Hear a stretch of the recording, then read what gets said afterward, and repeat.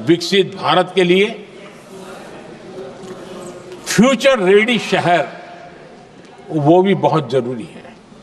हमारा देश बहुत तेजी से अर्बनाइजेशन की ओर बढ़ रहा है और इसे चुनौती और संकट नहीं मानना चाहिए, इसे अवसर मानना चाहिए और हमने उस दिशा में काम आगे करना चाहिए।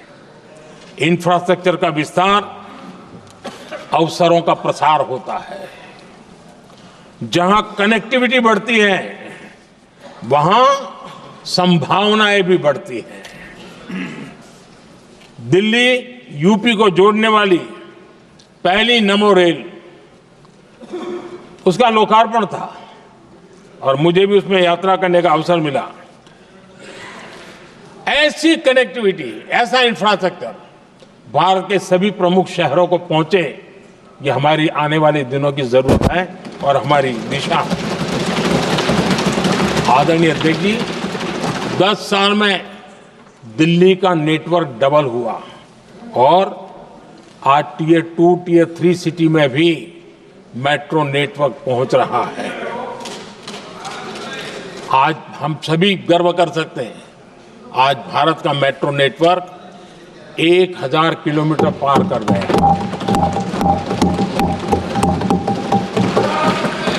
और इतना ही नहीं, वर्तमान में 1000 किलोमीटर और उस पर भी काम चल रहा है। यानी हम कितना तेजी से आगे बढ़ रहे हैं। आदरणीय अध्यक्ष जी, प्रदूषण को कम करने की दिशा में भी कई इनिशिएटिव भारत सरकार ने लिए हैं। 12,000 इलेक्ट्रिक बस हमने देश में दौड़ाना शुरू किया है और दिल्ली को भी बड़ी सेवा करी है, हमने दिल्ली को भी दिया है। आदरणीय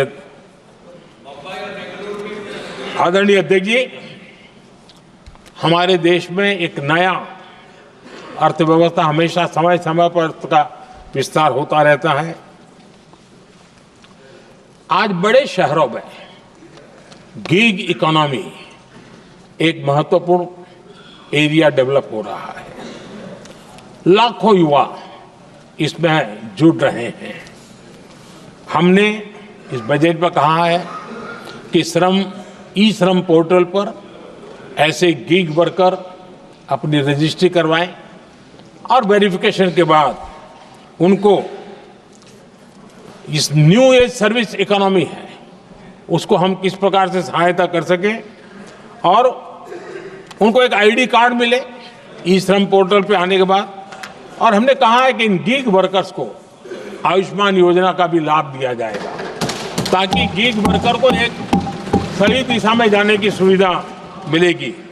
और एक अनुमान है कि आज देश में करीब करीब 1 करोड़ गिग वर्कर है और उस दिशा में भी हम काम कर रहे हैं। आदरणीय अध्यक्ष महोदय, एमएसएमई सेक्टर बहुत बड़ी मात्रा में जॉब के अवसर लेकर आता है और ये ऐसा क्षेत्र है कि जिसमें रोजगार की अपार संभावनाएं हैं।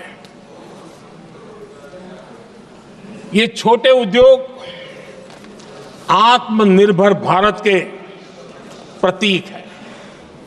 देश की अर्थव्यवस्था में हमारा एमएसएमई सेक्टर बहुत बड़ा योगदान दे रहा है।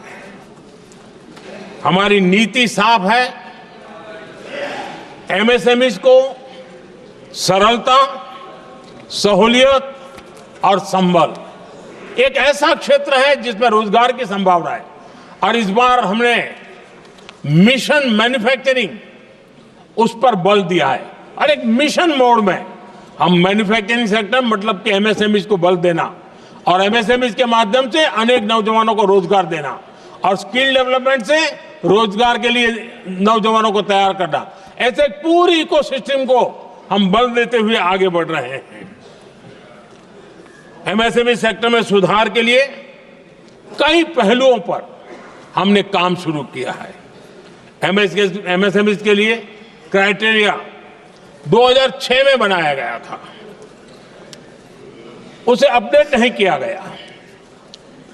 पिछले 10 वर्षों में इस क्राइटेरिया में हमने 2 बार अपग्रेडेशन करने का प्रयास किया और इस बार एक बहुत बड़ा जंप लगाया है। पहली बार 2020 में, दूसरी बार इस बजट में हमने एमएसएमई को आगे बढ़ाने का प्रयास किया है। हर तरफ उनको आर्थिक सहायता दी जा रही है। एमएसएमई के सामने चुनौती फॉर्मल फाइनेंशियल रिसोर्सेज की कमी की रही है।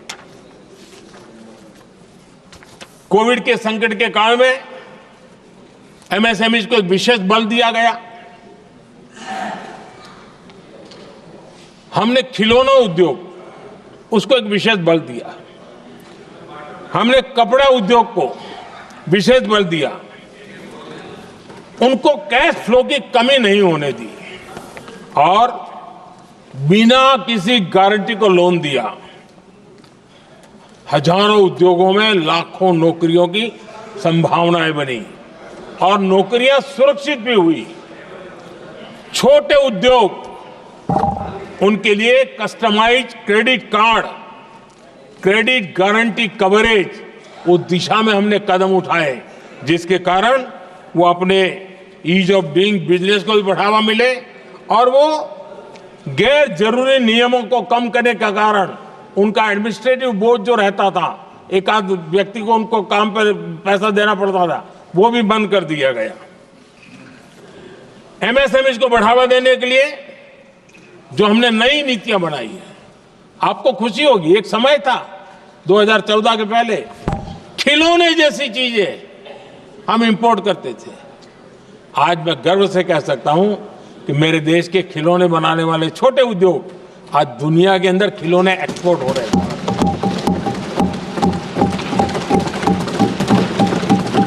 और आयात में बहुत बड़ी गिरावट आई है। निर्यात में करीब 239% वृद्धि हुई है। एमएसएमई के जरिए संचालित ऐसे कई सेक्टर्स हैं जो दुनिया भर में अपनी पहचान बना रहे हैं। मेड इन इंडिया कपड़े, इलेक्ट्रॉनिक्स, इलेक्ट्रिकल गुड्स के सामान आज दूसरे देशों के जीवन का हिस्सा बन रहा है। आदरणीय अध्यक्ष जी, विकसित भारत के सपने को पूरा करने के लिए देश आगे बढ़ रहा है और बड़े आत्मविश्वास के साथ आगे बढ़ रहा है।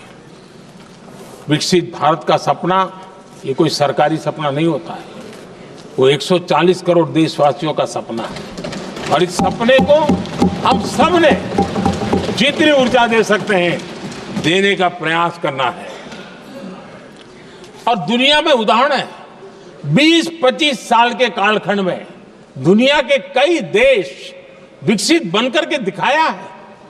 तो भारत के पास तो सामर्थ्य अपार है। हमारे पास डेमोग्राफी है, डेमोक्रेसी है, डिमांड है, हम क्यों नहीं कर सकते। इस विश्वास के साथ हमें आगे बढ़ना है और हम भी 2047 जब देश आजाद होगा, तब आजादी के 100 साल होंगे जब, तब हम विकसित भारत बन के रहेंगे। ये सपने लेकर के चलना चाहिए।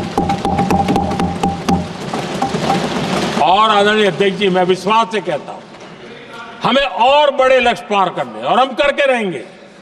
और माननीय अध्यक्ष जी, ये तो अभी हमारी तीसरी ही टर्म है।